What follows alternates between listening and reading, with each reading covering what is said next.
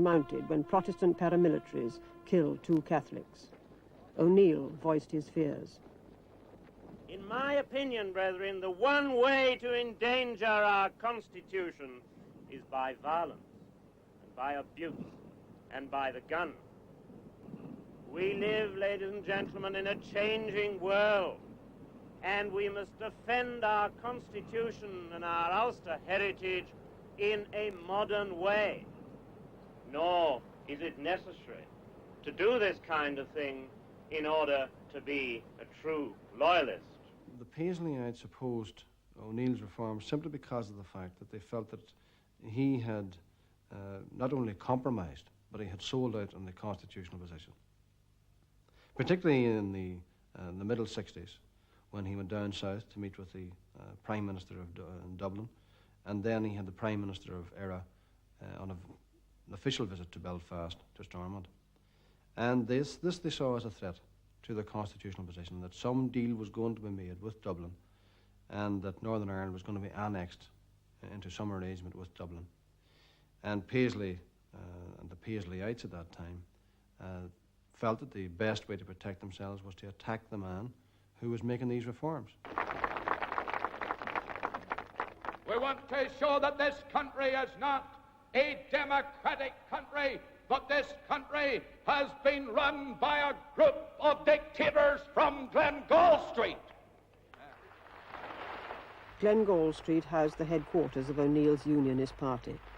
And for years these men have tried to tell the Protestants of Ulster that they're loyal and they're true blues, but we have found them out now. They've been found out. The hidden things of darkness are being exposed in the light and in the focus of truth. God be with you till we meet.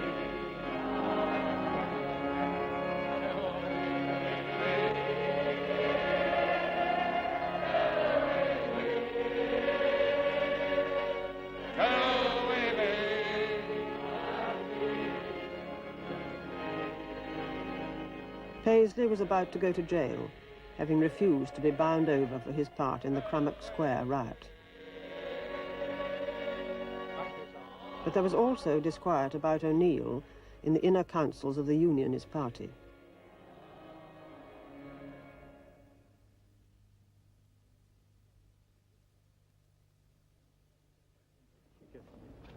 Prime Minister, would you care to comment on the meeting, sir? No, very, very happy meeting, very successful. Thank you very much indeed. Thank you. Any criticism at all? No, very happy. O'Neill was finding Northern Ireland unreceptive to economic and social reform.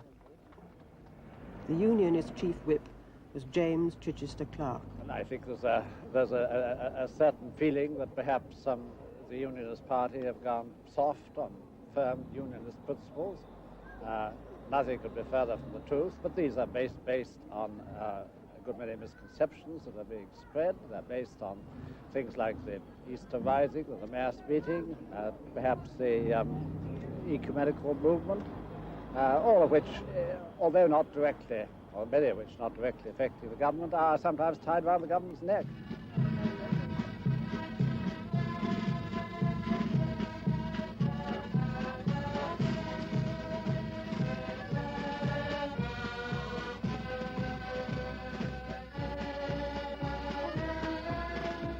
Now, when Protestants marched, they were worried by what O'Neill's liberal attitudes might unleash. Ian Paisley articulated their fears. I'm a free-born Protestant, and all the intimidation, and all the slander, and all the lying about me will not stop me in my campaign in Ulster to keep Ulster out of the south of Ireland. O'Neill's attempt to modernise Northern Ireland society was unleashing raw forces on his political right, but from the left he faced a demand for civil rights.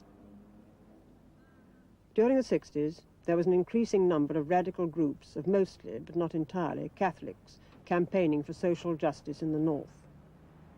By 1968, they'd begun to consider direct action of a kind that was fashionable at the time.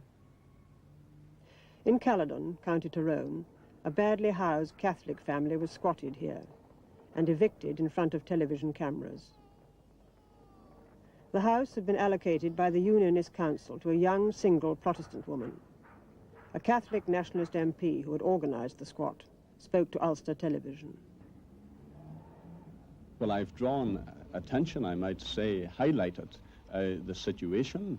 It's a form of non-violent protest, which I felt was necessary, considering that I'd used every parliamentary strategy possible to remedy this injustice, and I give no assurance that in the future that I will not resort to similar activities in order to highlight the position. Social forces long at work in the Catholic community were about to erupt. The generation of the early 60s was one which had not participated to the same extent in the defeats of previous periods and which had grown up completely within the state. So they weren't as demoralized or defeatist as their parents were. Another factor was the increasing availability of education as a result of the post-war Education Acts and so on, which brought a lot of the Catholic population into secondary education and third-level education for the first time, because previously these had been the prerogative of the rich. A third factor was the rising expectations as a result of the ending of the isolation of Northern Ireland society, with television in particular, opening perspectives of people to other societies. They were no longer living in closed society. They could see that other people in other areas didn't have to put up with what they put up with.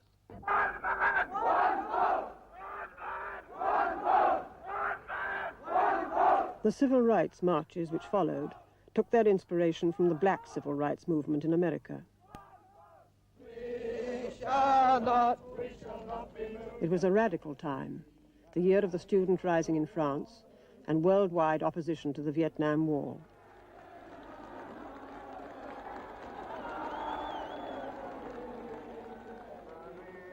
But their demands were specific and simple: electoral reform, an end to discrimination in jobs and housing, the abolition of the Special Powers Act, and the B Specials, whom Catholics knew to be sectarian and partisan.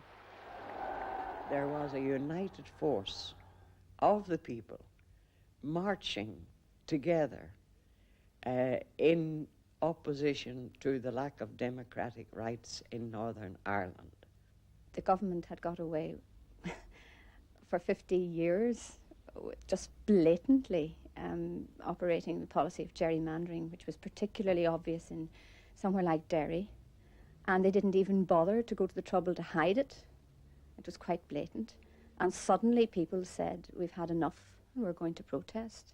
These people had tried all the democratic channels, the lobbying of MPs, and had got nowhere, and therefore as a last resort they had opted for public demonstrations. I wanted to march and protest. I wanted to sit down in the street. I wanted to tell as many people as I could. But the biggest impetus certainly came from the black civil rights movement and a feeling among Catholics that if the blacks of America could take on that mighty nation, we could take on a tuppence halfpenny state. Ladies and gentlemen, I would certainly hope that in conducting this march in our city, that we will act in a responsible manner, demonstrating to the authorities that our intentions are to secure civil rights for the people of our cities and not to cause strife or bloodshed in our city. We are demanding homes, employment, freedom of speech and freedom of assembly. We do not wish bloodshed or violence. The march through the predominantly Catholic city of Derry was not to be allowed through its Protestant centre.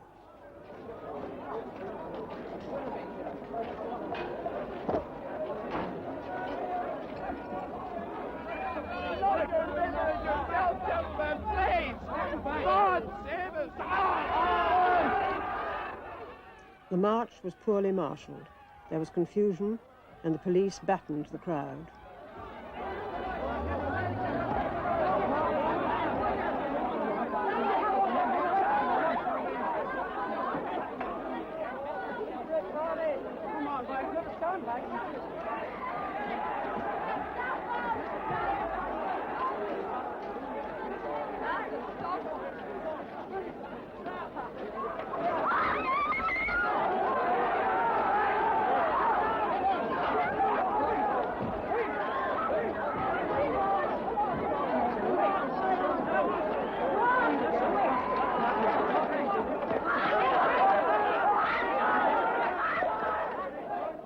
This film, transmitted around the world, brought the Northern Ireland question back into the headlines.